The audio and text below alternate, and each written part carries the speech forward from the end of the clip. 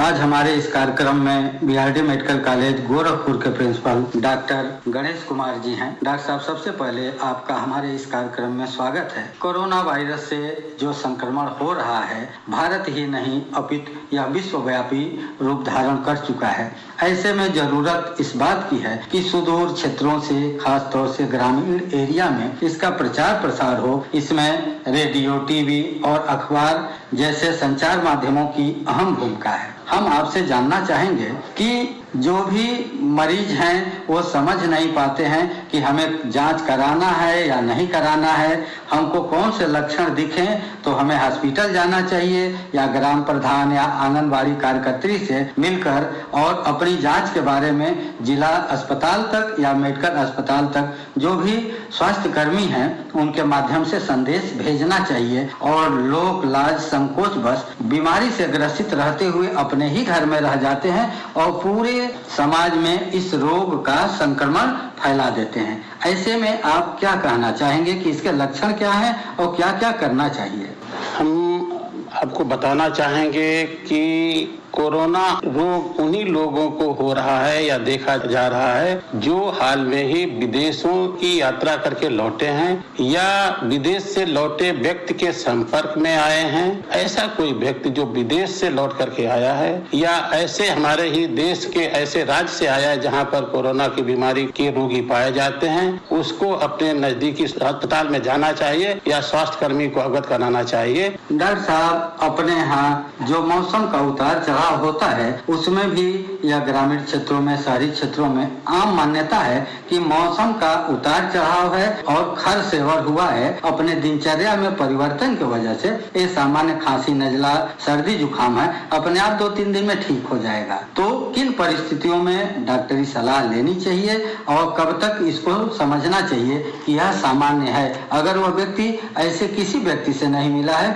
जो कहीं बाहर से आया है या विदेश से आया है? ऐसे लोगों को हमारी यही सलाह है वो अपने घर में ही आराम करें, बैठें, भोजन लें और अगर कोई बुखार है तो एंटीबायोटिक लें, क्योंकि ये बीमारी ऑटोमेटिक हमारे शरीर में इतनी प्रतिरोधक क्षमता होती है, ठीक हो जाता है। हम अगर कोई ऐसी संभावना होती है तो अपने घर में ही रखें, अपने घर में ही रह करके अच्छा भोजन खाएं, अच्छी तरीके साफ सफाई रखें और बाहर न जाएं, तो संभवतः 5-6-7 दिन में अपने आप ठीक हो जाएगा। अगर उसके लक्षणों में कोई बहुत ही उतार चढ़ाव नहीं होता या बहुत ज्यादा उसकी बीमारी में कोई गंभीरता नहीं आती है। डॉक्टर साहब, कोरोना वायरस से पीड़ित जो मरीज होता है उसकी खांसी और जो बुखार है जिसका तापक्रम क्या बहुत ज्यादा होता है या सामान्य सर्दी जुकाम के ही तापक्रम के बराबर रहता है, अंतर कैसे करता है? कोरोना वायरस के से ग्रसित मरीज के बुखार में सर्दी जुकाम के ही उसकी तरह बुखार होता है, बस इसमें ये जरूर है सूखी खांसी आती है और सांस फूलती है। वैसे तो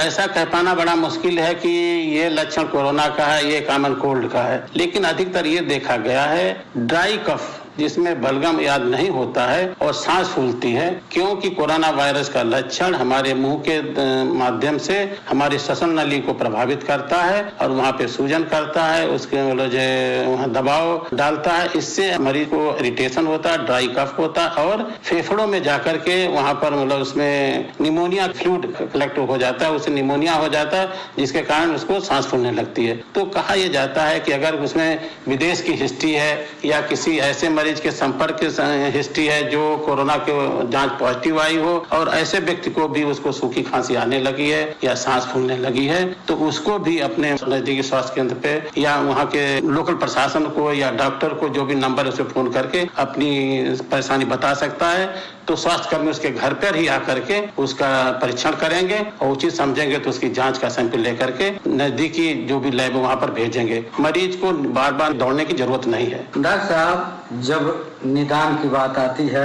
या परीक्षण की बात आती है तो किन किन विधियों से परीक्षण किया जाता है, जैसे एक्सरे है या किन किन चीजों की जांच की जाती है और यहाँ पर उपलब्ध है, क्या क्या चीजें हैं। कोरोना रोग से ग्रसित मरीज को जैसा मैंने बताया सांस फूलने लगती है तो फेफड़े में निमोनिया के लक्षण एक्सरे में आते हैं। अन्य कोई परेशानी नहीं आती है, एक्सरे में केवल उसके निमोनिया के लक्षण आते हैं। दूसरे उसका स्वाब, थ्रोट स्वाब किया जाता है, नेजल स्वाब लिया जाता है और जो एक उसका मीडिया है उसमें रख करके जहाँ लैब है उसको भेजा जाता है। स्टेट में काफी जगह हमारे बीआरडी मेडिकल कॉलेज में, केजीएमसी में, राममनोहर लोहिया में, जितने भी पुराने मेडिकल कॉलेज है वहाँ पर लैब स्थापित कर दी गई हैं। तो वहाँ पर इसका सैंपल जाता है। वहाँ पर एक स्पेशल मशीन है, रियल टाइम पीसीआर, उसके माध्यम से इसके आरएनए को एक्सट्रैक्ट करते हैं। ये एक बहुत बड़ी जटिल प्रक्रिया है, उससे इसके जांच परीक्षण होता है। डॉक्टर साहब, अंत में जो भी हमारे पूर्वांचल के लोग हैं उनको क्या संदेश देना चाहेंगे कोरोना से बचाव और सावधानी के बारे में? यही संदेश है कि हम अनावश्यक न निकलें।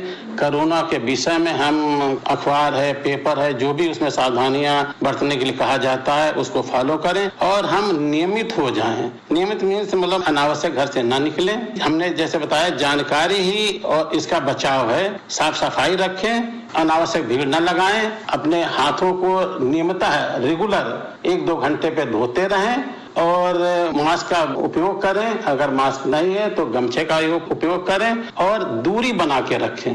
किसी भी व्यक्ति के, इवन बहुत ही नजदीकी या कोई बहुत ही खास व्यक्ति भी है या अनजान है, उससे दूरी बना के रखें। सामाजिक दूरी से ही इसका हम बचाव कर सकते हैं। यही हमारा संदेश है। Doctor Ganesh Kumar ji, principal BRD medical college Gorakhpur, आप इतना अच्छा जानकारी दिए, इसके लिए आपको बहुत बहुत धन्यवाद। धन्यवाद आपको।